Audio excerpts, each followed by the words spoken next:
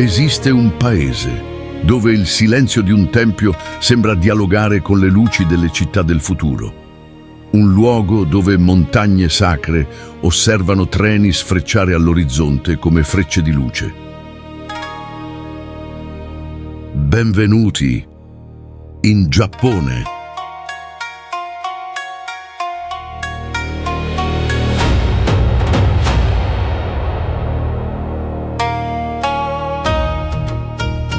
A prima vista, il Giappone sembra impossibile. Templi millenari riposano accanto a viali illuminati, antichi giardini respirano nel silenzio, mentre le megalopoli avanzano come se vivessero già nel domani.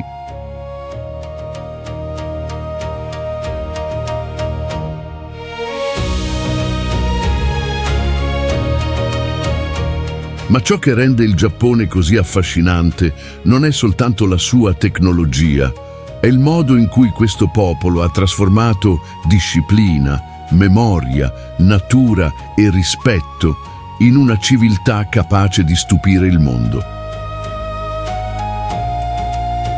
Restate qui con me, perché oggi attraverseremo meraviglie sospese tra templi millenari e città del futuro. Dall'alto dei grattacieli di Tokyo al silenzio dei santuari di Kyoto, ogni immagine sembra racchiudere una domanda e troveremo tutte le risposte, una dopo l'altra.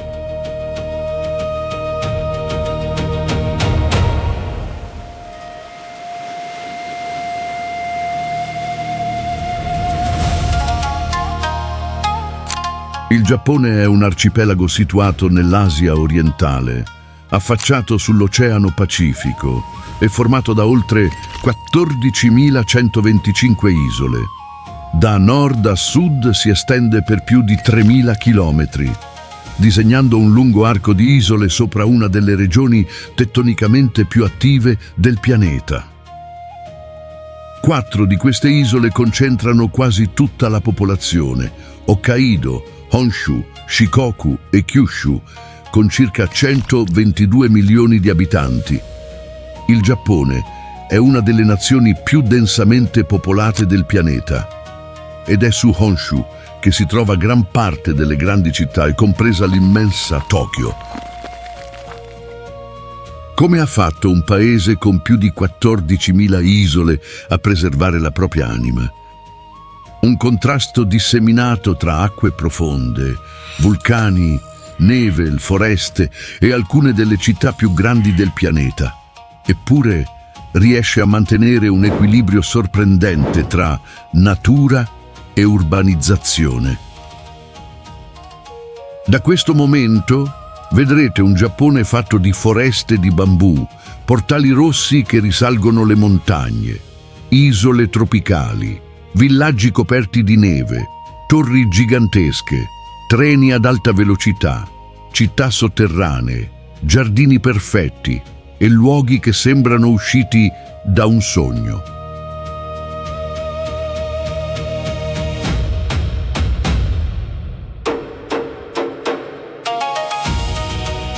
Nel nostro ultimo episodio abbiamo visitato l'Iran e le meraviglie dell'antica Persia che la guerra non è riuscita a cancellare. Ora proseguiamo verso un altro territorio dove il passato non è scomparso. In Giappone ha imparato a camminare accanto al futuro. E se ci state guardando dalla TV, controllate ora di essere già iscritti qui a Il Nostro Pianeta. Così continuerete a ricevere i nostri prossimi documentari, senza perdere i viaggi con cui sveliamo lo straordinario nascosto in ogni angolo del mondo. Ora fate un respiro profondo, aprite i sensi, lasciate che la luce del vostro televisore trasformi la stanza in un portale e preparate il cuore, perché l'esperienza sta per cominciare. E comincia nel luogo in cui il Giappone mostra il suo volto più sorprendente. Una città così immensa, così ordinata e così luminosa da sembrare immersa in un altro tempo. E forse, tra pochi minuti, capirete perché il futuro ha scelto di nascere qui.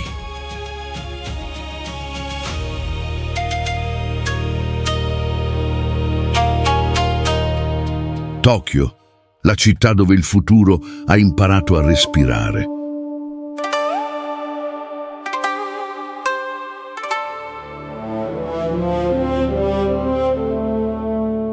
Tokyo non comincia davanti agli occhi, comincia nel corpo, nel passo accelerato della folla, nel bagliore dei pannelli, nel suono metallico dei treni e in quella strana sensazione di essere arrivati nel futuro senza nemmeno accorgersene.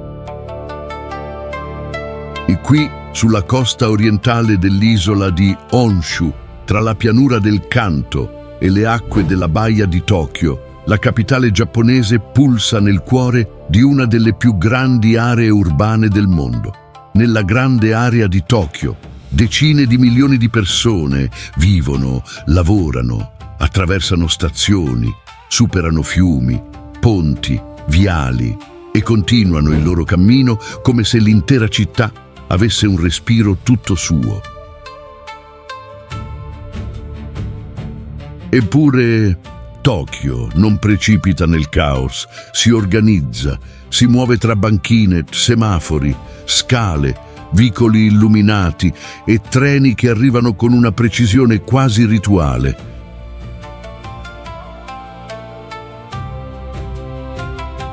A Shibuya, l'incrocio più famoso del Giappone, sembra una marea umana. Quando scatta il verde, centinaia di persone attraversano nello stesso momento. Per pochi secondi, l'intera città diventa una coreografia. Fa quasi impressione pensarci. In molte parti del mondo, una folla di queste dimensioni sarebbe sinonimo di confusione. Qui sembra seguire una musica invisibile, come se ciascuno sapesse esattamente dove deve andare. A pochi chilometri di distanza, Shinjuku rivela un altro volto della metropoli. Torri di vetro si innalzano come montagne artificiali. I ristoranti accendono insegne colorate e una delle stazioni più affollate del pianeta inghiotte e restituisce milioni di passi. C'è qualcosa di quasi ipnotico in questa ripetizione. Il treno arriva, la porta si apre, la gente sale, la porta si chiude e il Giappone continua, senza grida, senza una fretta apparente, ma a una velocità che pochi paesi riescono a sostenere. Poi, quando la Tokyo Skytree compare all'orizzonte con i suoi 634 metri, Tokyo sembra sfiorare il cielo, come se anche l'ingegneria potesse diventare una forma di contemplazione. Da lassù, la città si distende fin dove la foschia permette di vedere. Quartieri, fiumi, ponti, linee ferroviarie, viali e tetti compongono una scacchiera viva, costruita da mani umane su una terra che Dio ha disegnato nel mistero.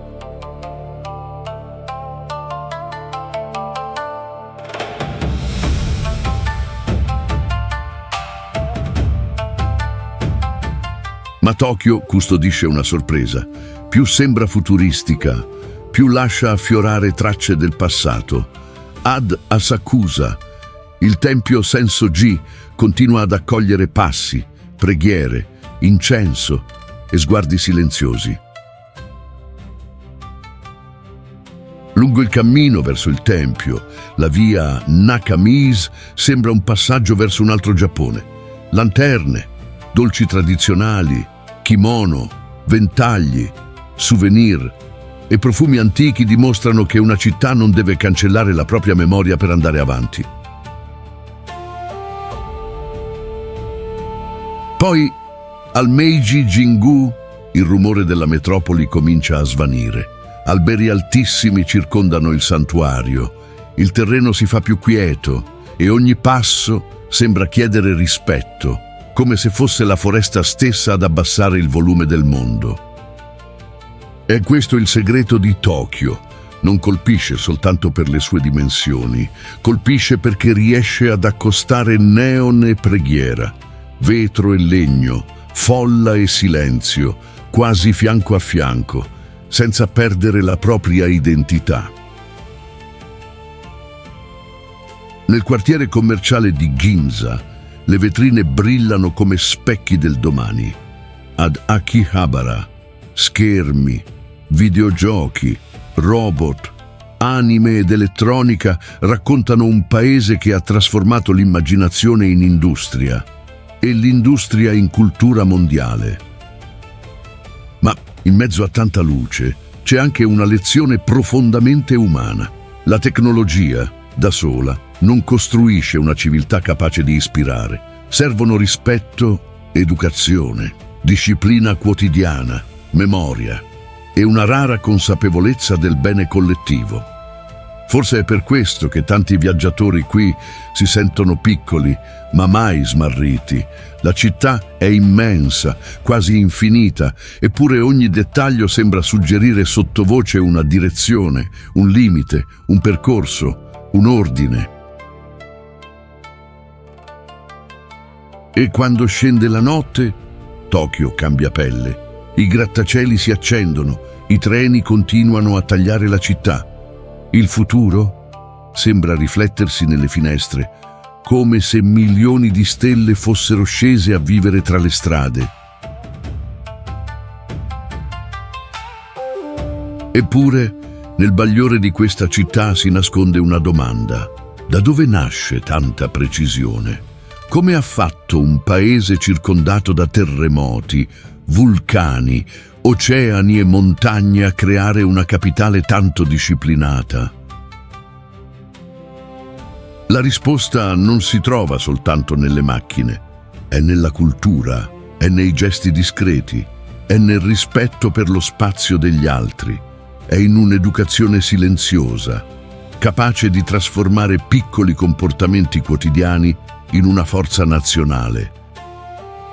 E ora, se questa città sembra essere nata nel futuro, la prossima destinazione ci porterà nel luogo in cui il Giappone custodisce la sua anima più antica.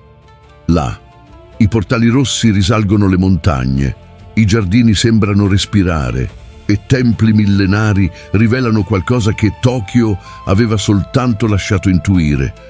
Il futuro del Giappone colpisce così profondamente perché è nato da un passato intriso di sacralità. Kyoto, il cuore sacro del Giappone millenario.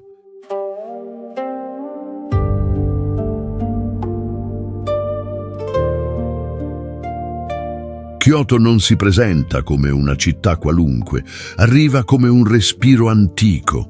Dopo la luce instancabile di Tokyo, qui il Giappone sembra abbassare la voce e invitare il visitatore a rallentare il passo. Per più di 1000 anni, Kyoto è stata il cuore imperiale del Giappone. E forse è proprio per questo che ogni strada, ogni tetto, ogni giardino sembra custodire una memoria che non si lascia svelare tutta insieme. La città si trova a circa 450 chilometri a ovest di Tokyo, nella regione del Kansai, nella parte centrale dell'isola di Honshu, circondata dalle montagne, attraversata dal fiume Kamo e raccolta all'interno di un'ampia conca. Kyoto sembra protetta dal ritmo frenetico delle grandi metropoli, ma la vera distanza tra le due città sembra ancora più grande, perché qui il futuro si toglie le scarpe prima di entrare.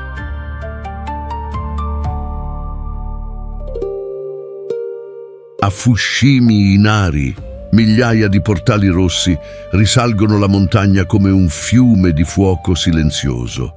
Ogni tori segna un passaggio, un ringraziamento, una preghiera, un piccolo confine tra il mondo visibile e quello invisibile. Mentre la camera avanza lungo questo corridoio rosso, il rumore della città svanisce, resta soltanto il suono dei passi, il vento tra gli alberi e quella sensazione che alcuni luoghi siano stati creati per far parlare il cuore sottovoce. È impossibile attraversare Fushimi Inari senza provare qualcosa. Anche chi non conosce i rituali giapponesi percepisce la forza di questo simbolo. Qui la montagna sembra aprire un varco e il tempo sembra fermarsi ad aspettare. Poi Kyoto rivela lo splendore dorato del Kinkaku-ji. Il padiglione d'oro appare riflesso sull'acqua, come se il cielo avesse lasciato cadere una gemma nel cuore di un giardino.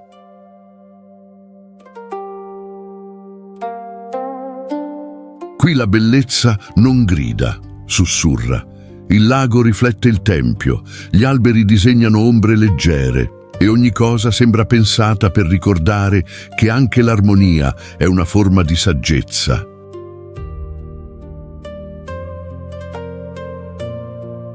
Ad Arashiyama, la foresta di bambù, cambia ancora una volta l'atmosfera. I fusti si innalzano dritti, altissimi, stretti gli uni agli altri, come colonne verdi di una cattedrale naturale scolpita dal creatore.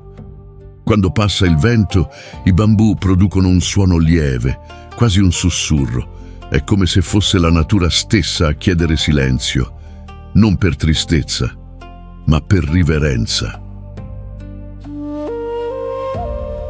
E poi arriva John con le sue tradizionali case in legno, le lanterne discrete, le stradine strette e la rara possibilità di vedere una Maiko avanzare a piccoli passi, come una memoria vivente di un altro secolo.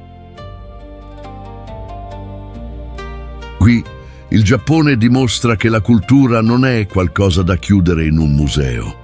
La cultura è un gesto, è il modo di camminare, di servire il tè, di aprire una porta, di trattare il tempo con rispetto. Nei giardini zen, pietre, sabbia, muschio e piccoli arbusti sembrano comporre una mappa dell'anima. Nulla è di troppo, nulla manca, perfino il vuoto sembra essere stato disposto con intenzione. Forse è proprio questo che Kyoto sa insegnare meglio. Un paese non diventa straordinario soltanto costruendo torri, ponti, treni e macchine. Lo diventa quando impara a proteggere ciò che non può essere sostituito. E se siete arrivati fin qui, scrivete nei commenti soltanto la parola Torii. Sarà la parola segreta di questo documentario, un segnale silenzioso che avete attraversato insieme a noi i portali rossi di Kyoto.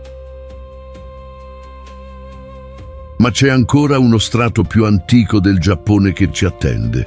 Prima che Kyoto diventasse questo tempio vivente della memoria, ci fu un'altra capitale, più antica, più silenziosa, e circondata da messaggeri che camminano liberi tra i visitatori. Un luogo dove i cervi attraversano parchi sacri, le lanterne di pietra custodiscono i sentieri e uno dei più grandi Buddha del Giappone riposa all'interno di una costruzione che sfida lo sguardo.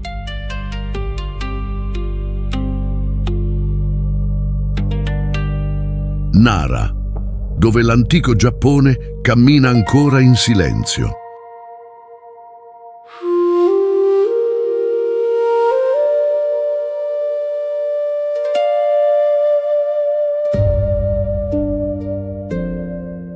A circa 45 chilometri a sud di Kyoto, nella regione del Kansai, Nara sorge in una conca circondata da colline, boschi e antiche vie che hanno contribuito a plasmare il Giappone. Vicino alle montagne orientali, la città sembra protetta dal ritmo frenetico delle grandi metropoli. Non è una città che cerca di stupire con la velocità, colpisce con la sua calma, come se la geografia stessa avesse contribuito a custodire qui una parte della memoria più antica del paese. Qui il Giappone sembra aver conservato una parte della propria infanzia, prima che Tokyo sfiorasse il cielo, prima che Kyoto diventasse un tempio della memoria. Nara era già un centro di potere, fede, arte e riverenza. Nell'VIII secolo, Nara fu la prima capitale permanente del Giappone e forse è proprio per questo che le sue strade non sembrano soltanto antiche. Sembrano portare il peso silenzioso di una civiltà che iniziava a riconoscere se stessa. Ma per molti viaggiatori il primo incontro non avviene davanti a un tempio, avviene davanti ai cervi. Camminano liberi nel parco di Nara, si avvicinano ai visitatori e trasformano il paesaggio in una scena quasi sacra. Per secoli, questi animali sono stati considerati messaggeri divini dalla tradizione locale. E ancora oggi, quando un cervo china il capo davanti a qualcuno, la scena sembra una piccola cerimonia tra l'uomo e la natura. È un'immagine semplice ma potente, perché a Nara la natura non è una semplice cornice. Si avvicina, respira, entra nella storia come se avesse anche lei qualcosa da raccontare.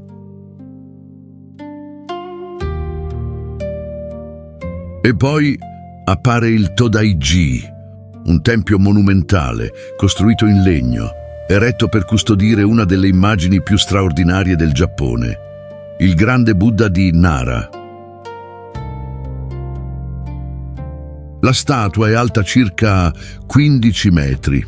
Davanti a lei il visitatore avverte quella strana fusione di piccolezza e pace, come se il corpo si fermasse per lasciare che fosse l'anima a guardare per prima. Anche la struttura che la circonda impressiona. Legno, colonne, ampie falde dei tetti, portali giganteschi e proporzioni capaci di dare al tempo un peso diverso. Ogni elemento sembra concepito per suscitare rispetto. Quando la luce filtra attraverso le aperture del tempio, l'ambiente si avvolge in una foschia dorata. L'incenso sale lentamente, i passi rallentano e il silenzio sembra diventare più forte di qualsiasi voce. Ci sono luoghi in cui il turismo significa movimento. A Nara il viaggio diventa contemplazione. Il visitatore non osserva soltanto monumenti, ha la sensazione di entrare in un capitolo antico, scritto con il legno, la pietra, la fede e la foresta.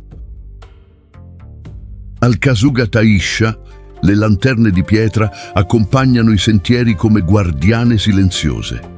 Migliaia di lanterne sembrano attendere la notte, quando l'immaginazione si accende prima ancora della fiamma. E tra alberi secolari, muschio, radici e sentieri immersi nell'ombra, diventa difficile capire dove finisca la natura e dove cominci il santuario. Forse è proprio questa la grande lezione di Nara. Il creatore ha disegnato montagne, foreste, animali e luce. L'antico Giappone ha imparato a camminare insieme a tutto questo, senza cercare di dominare ogni dettaglio, come se anche la bellezza chiedesse umiltà. E ora, dopo aver attraversato templi, cervi, lanterne e memorie che sembrano respirare, una sagoma comincia a emergere nell'immaginario del Giappone. Una montagna perfetta, un vulcano sacro, un simbolo. Si trova a centinaia di chilometri da qui e quando questo gigante apparirà davanti ai vostri occhi, capirete che alcuni paesaggi non sono semplicemente belli, sembrano dei richiami, come se Dio avesse lasciato una montagna per ricordare all'uomo di alzare lo sguardo.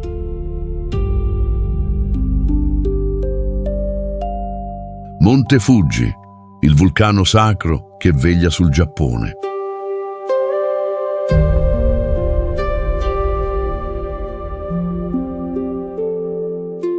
Ci sono montagne che si guardano con gli occhi e montagne che sembrano toccare qualcosa di più profondo.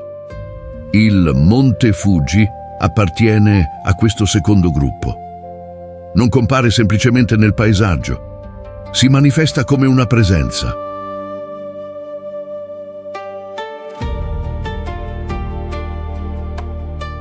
A circa 100 chilometri da Tokyo, il Fuji si innalza sull'isola di Honshu. Con i suoi 3.776 metri di altitudine, è il punto più alto del Giappone. Ma ridurre il Monte Fuji a un numero sarebbe troppo poco. È un vulcano, un simbolo, un santuario naturale, un'icona nazionale e forse la sagoma più riconoscibile dell'intero arcipelago giapponese.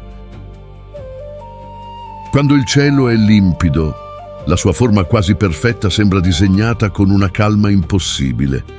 La base ampia, il cono elegante, la cima innevata, tutto suggerisce un'opera che il creatore abbia modellato per insegnare la riverenza.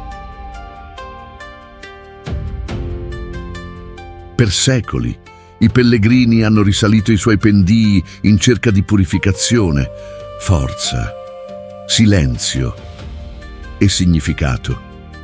Perché in Giappone alcune montagne non sono semplici rilievi di roccia, sono luoghi dove l'anima impara a respirare. Il Fuji è un vulcano attivo, anche se la sua ultima grande eruzione risale al 1707. Da allora rimane lì sereno, come se custodisse nelle profondità della terra una memoria di fuoco.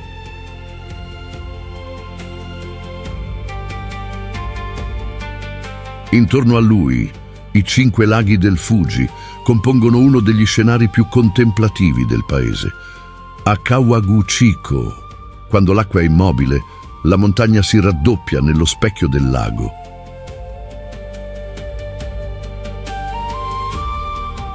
È una scena apparentemente semplice, ma impossibile da distogliere dallo sguardo.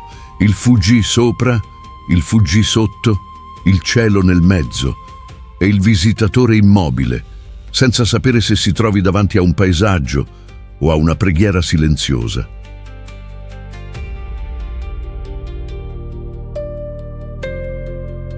Ad Hakone, le acque termali ricordano che il Giappone vive su una terra inquieta. Placche tettoniche, vulcani, sorgenti calde e montagne raccontano un paese costruito sul movimento. E forse è proprio per questo che il popolo giapponese ha imparato tanto sull'equilibrio. Quando la terra trema, quando il clima cambia, quando il mare minaccia, la disciplina smette di essere un'abitudine e diventa sopravvivenza. Sui pendii del Fuji, le foreste crescono sopra antiche colate di lava. Le radici avvolgono rocce scure, il muschio ricopre le cicatrici e la vita continua a nascere dove un tempo c'era il fuoco. È una delle immagini più potenti del Giappone. La distruzione non ha l'ultima parola. Il tempo lavora, la natura risponde e ciò che sembrava una fine, un giorno si trasforma in un nuovo cammino.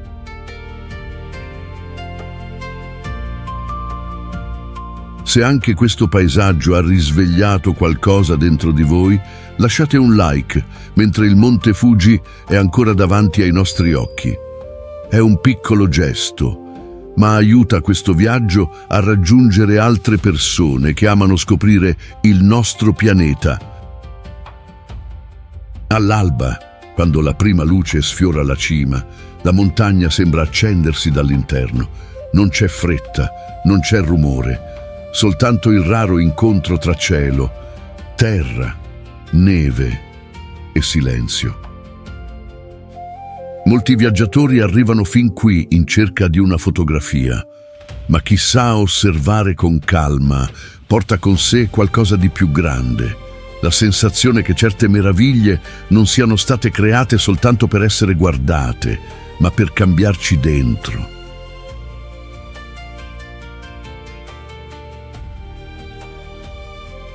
E dopo questo silenzio sacro, il Giappone cambia ancora una volta ritmo. Dalla montagna perfetta ci dirigiamo verso una città di sapori, luci, canali, risate, castelli e strade che sembrano non dormire mai.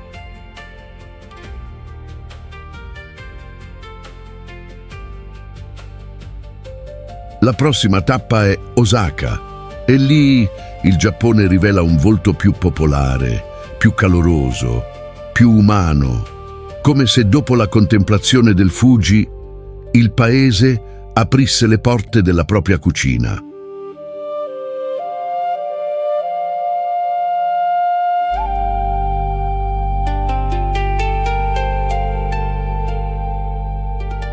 Osaka, l'anima popolare di un Giappone vibrante.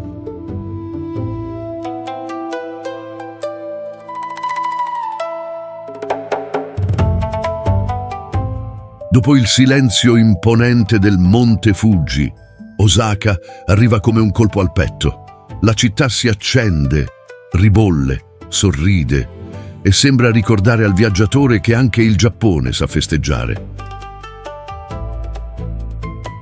Situata nella regione del Kansai, a circa 500 chilometri da Tokyo, Osaka è una delle più grandi aree urbane del Giappone, ma la sua grandezza ha un sapore diverso. Qui il futuro non si manifesta soltanto nelle torri e nelle stazioni, vive nelle strade piene di energia, nelle insegne gigantesche, nei mercati rumorosi e nel modo in cui la città trasforma il cibo in identità. A Dotonbori le luci si riflettono nei canali come vernice al neon sull'acqua, enormi insegne sembrano uscire dalle facciate e ogni angolo richiama il visitatore con profumi, colori, suoni e movimento. È difficile camminare da queste parti senza sentire fame. I takoyaki, bocconcini ripieni di polpo, e l'okonomiyaki, una sorta di frittella salata giapponese, raccontano un paese che sa narrare le proprie storie anche attraverso il gusto. E forse è proprio questo il fascino di Osaka. Rende il Giappone più vicino, dopo templi, montagne e rituali. Qui il paese si siede a tavola con il visitatore, come chi dà inizio a una conversazione antica. C'è chi definisce Osaka la cucina del Giappone, e non è difficile capire perché. Per le strade, le piastre roventi sfrigolano, mentre mani velocissime preparano piccole meraviglie proprio davanti agli occhi. Ma Osaka non vive soltanto di sapori. Il castello di Osaka si innalza come memoria di potere, guerra, strategia e resistenza, circondato da mura, giardini, fossati e storie che hanno attraversato i secoli. Costruito originariamente nel XVI secolo, il castello segnò una fase decisiva dell'unificazione del Giappone.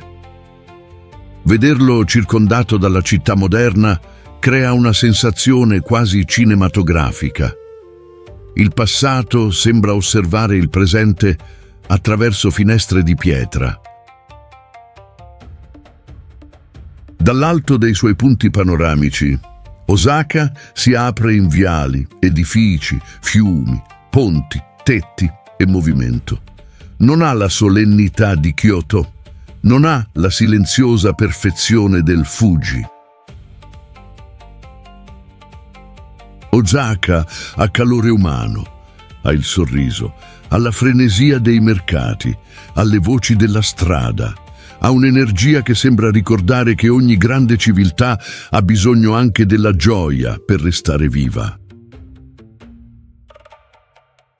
E prima di proseguire in questa notte illuminata, controllate di essere già iscritti qui a Il Nostro Pianeta.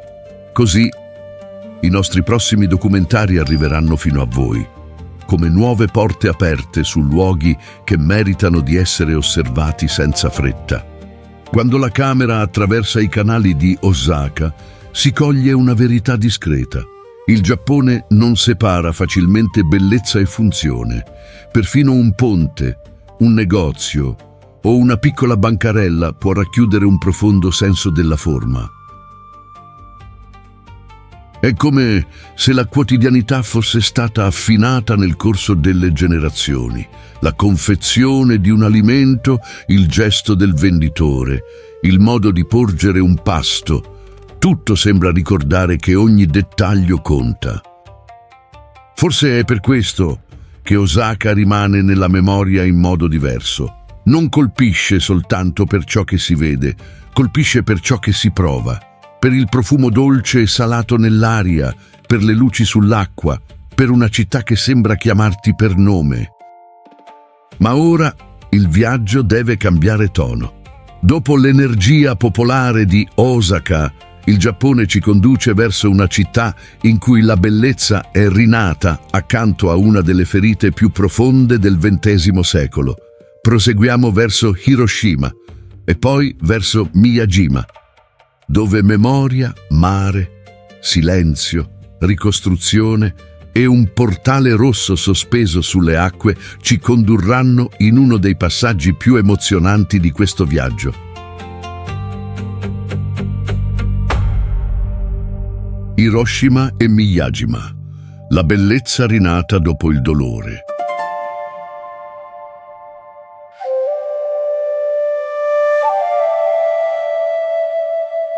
A circa 330 km da Osaka, Hiroshima appare con una serenità che colpisce profondamente.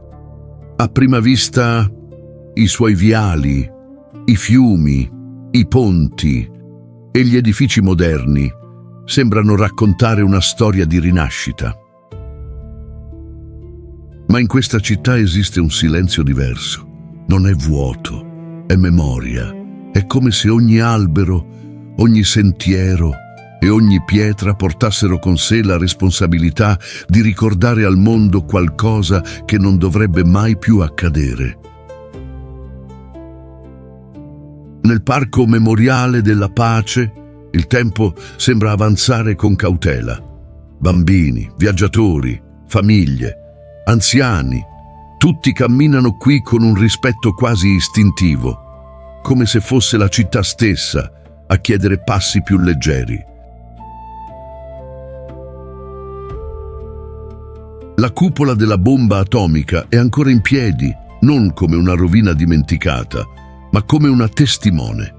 La sua struttura ferita ha attraversato i decenni, ricordandoci che la storia non vive soltanto nei libri, vive anche nei muri.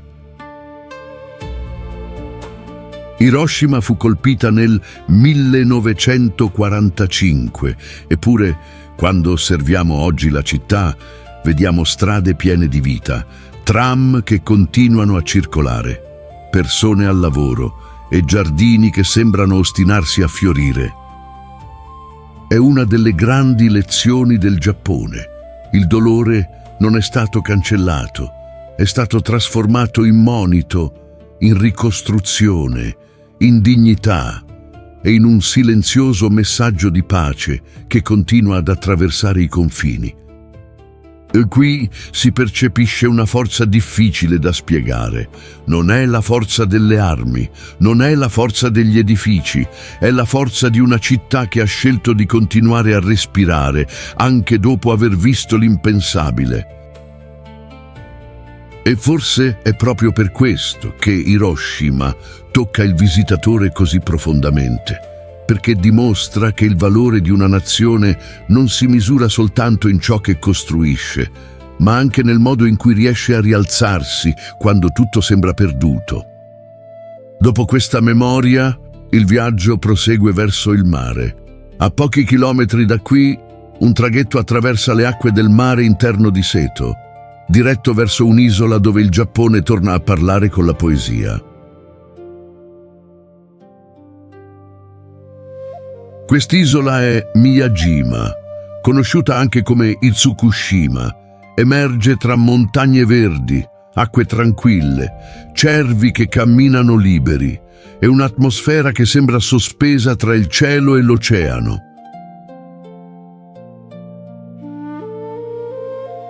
Quando sale la marea, il grande portale rosso del santuario di Tsukushima sembra galleggiare sull'acqua. Il Torii non si limita a dominare il paesaggio. Sembra aprire un passaggio verso un altro stato dell'anima. È una delle immagini più riconoscibili del Giappone. Il rosso contro l'azzurro, il legno contro il mare, la fede davanti all'orizzonte. E dietro ogni cosa, la mano del creatore che disegna riflessi che nessuna camera riesce a catturare fino in fondo. Il santuario affonda le sue radici in tempi antichi e la sua struttura su palafitte crea l'impressione che gli edifici riposino sull'acqua. Quando cambia la marea, lo stesso luogo sembra assumere un'altra anima. Con l'alta marea, Miyajima sembra un sogno galleggiante. Con la bassa marea, il visitatore può camminare sulla sabbia, avvicinarsi al portale e scoprire le vere dimensioni di quella struttura che poco prima sembrava un miraggio. Sullo sfondo, il monte Misen veglia sull'isola con foreste fitte, sentieri, punti panoramici e templi nascosti. Dall'alto, il mare interno di Seto si apre in un mosaico di isole, barche, foschie e piccoli lembi di terra. È un contrasto potente. Hiroshima parla della memoria umana, Miyajima parla della bellezza che continua a esistere. Una insegna a ricordare, l'altra insegna a contemplare. Insieme formano uno dei passaggi più emozionanti del Giappone. Quando il sole comincia a scendere dietro il portale rosso, le acque si tingono d'oro, le barche passano lentamente, i visitatori abbassano la voce e l'isola sembra racchiudere il mondo dentro una pausa. In quell'istante, Miyajima non sembra più soltanto una destinazione turistica, sembra un richiamo. La bellezza può sopravvivere, la speranza può ritornare e perfino dopo la notte più buia, la creazione trova il modo di accendersi ancora una volta. Ma il Giappone custodisce ancora un cambiamento radicale di paesaggio. Dopo i memoriali di Hiroshima, le acque di Miyajima e il silenzio davanti al grande Torii, il nostro viaggio lascia l'ovest di Honshu e prosegue verso l'estremo nord dell'arcipelago. Ora ci dirigiamo verso Hokkaido, la seconda isola più grande del Giappone, separata da Honshu dallo stretto di Tsugaru, una terra più fredda, più vasta, più selvaggia, dove l'orizzonte sembra spalancarsi e il Giappone comincia a mostrare un volto completamente diverso.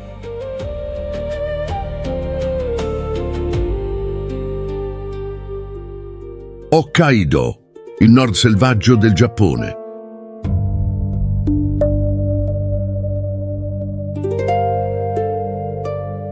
Nel nord dell'arcipelago, Hokkaido appare come un altro Giappone, più vasto, più freddo, più aperto, una terra dove l'orizzonte sembra respirare più liberamente.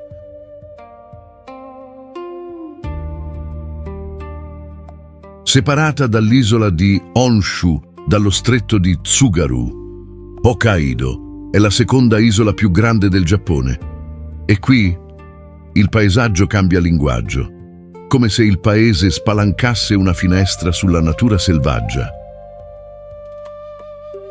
Al posto di città compresse, distese, sconfinate, al posto di strade antiche, ampie vie, al posto di templi nascosti, vulcani, laghi, foreste, fattorie, neve e silenzio.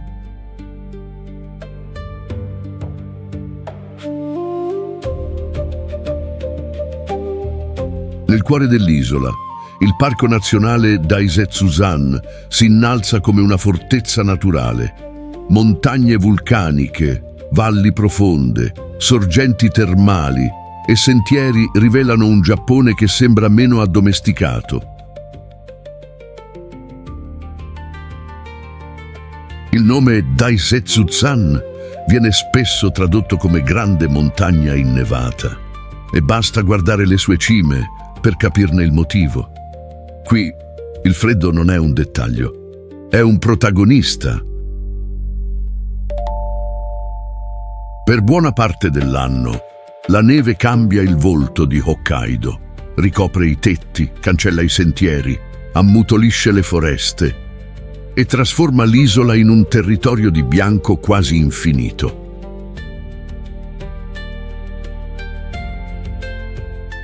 A Sapporo, la capitale dell'isola, l'inverno prende forma tra sculture di ghiaccio, ampi viali, luci soffuse e un'atmosfera che sembra fondere una città moderna con un paesaggio polare.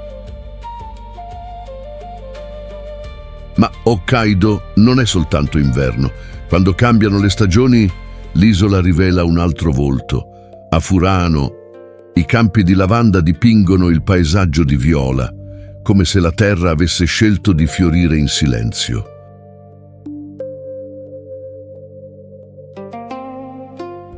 A Biei, colline ondulate, le fattorie, strade solitarie e alberi isolati creano uno scenario quasi dipinto. È il genere di paesaggio che non ha bisogno di spiegare nulla. Rimane semplicemente lì e cattura lo sguardo. C'è qualcosa di speciale in questo nord del Giappone. Non sembra voler stupire con l'eccesso, stupisce con lo spazio, con il vento, con il cielo, con le distanze, con quella sensazione che sia ancora la natura a dettare il ritmo. Nei laghi vulcanici l'acqua riflette montagne, nuvole e foreste scure. In alcuni punti il vapore sale dalle sorgenti termali, ricordando che anche sotto la neve la terra continua a vivere.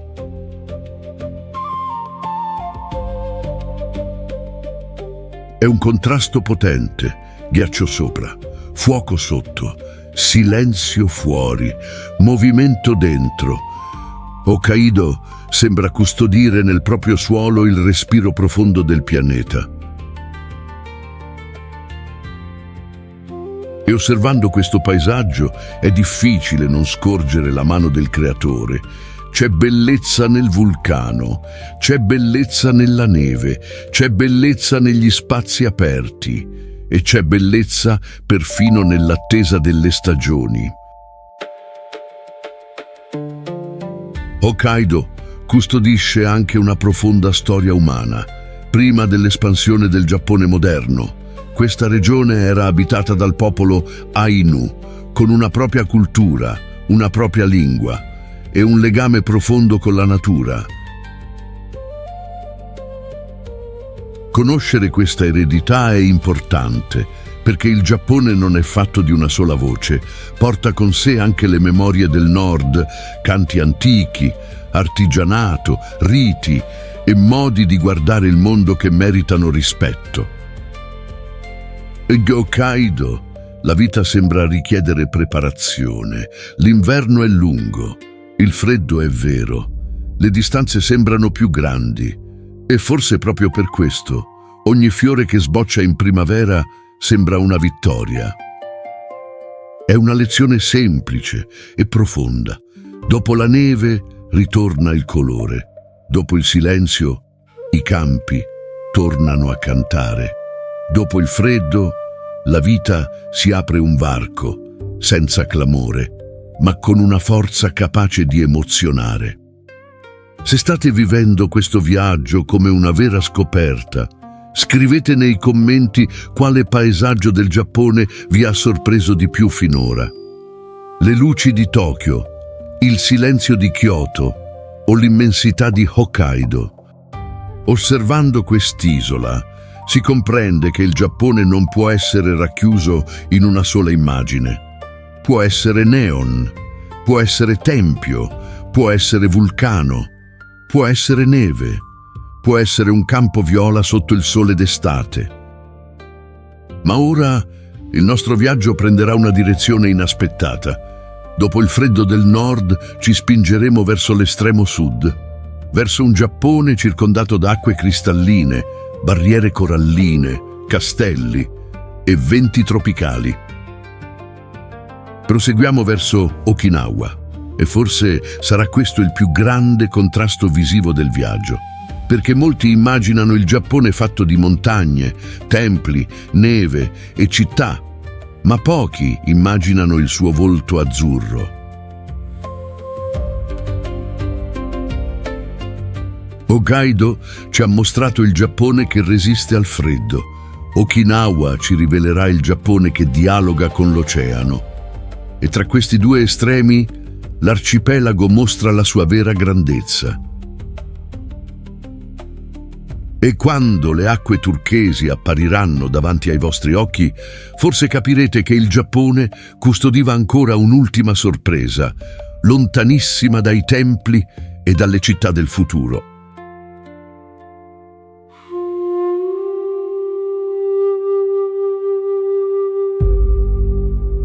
Okinawa, il Giappone tropicale che molti non immaginano.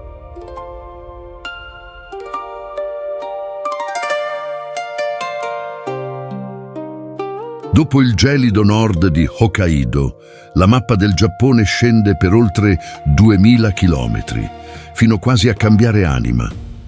L'aria diventa più calda, la luce si fa più ampia e l'oceano comincia a dominare ogni cosa.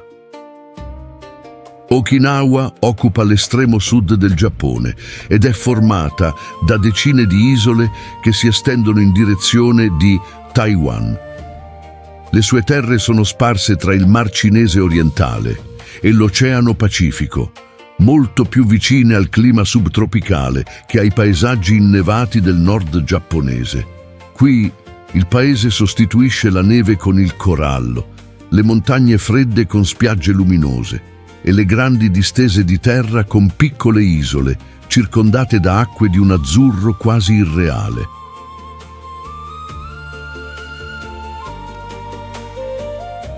A prima vista sembra quasi un altro paese, acque turchesi, barriere coralline, scogliere, grotte, villaggi costieri e un ritmo di vita che scorre più lentamente rispetto alle grandi metropoli giapponesi.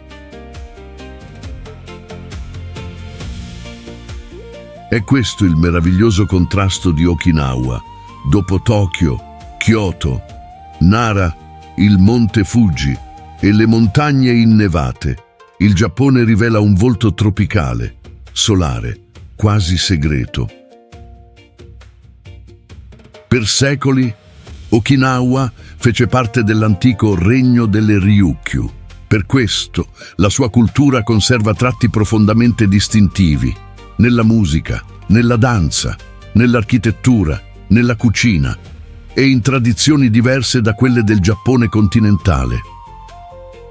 Nel castello di Shuri, la storia delle Ryukyu prende vita attraverso colori intensi, rosso, oro, tetti ricurvi, ampi cortili e un'eleganza che richiama antiche rotte marittime, diplomazia, commercio e potere insulare. Qui il Giappone non guarda soltanto alle montagne e ai templi, guarda verso il mare, perché per lungo tempo le isole di Okinawa hanno vissuto come ponti sull'oceano, unendo culture, popoli, merci e memorie. Sulle spiagge l'acqua sembra illuminarsi dall'interno. In alcuni punti le sfumature passano dall'azzurro chiaro al verde, al turchese, fino a trasparenze che lasciano apparire il fondale come vetro vivo. Le barriere coralline custodiscono una vita silenziosa, piccoli pesci, forme delicate, correnti leggere e colori che fanno sembrare l'oceano un giardino sommerso, piantato dal creatore sotto la superficie delle acque.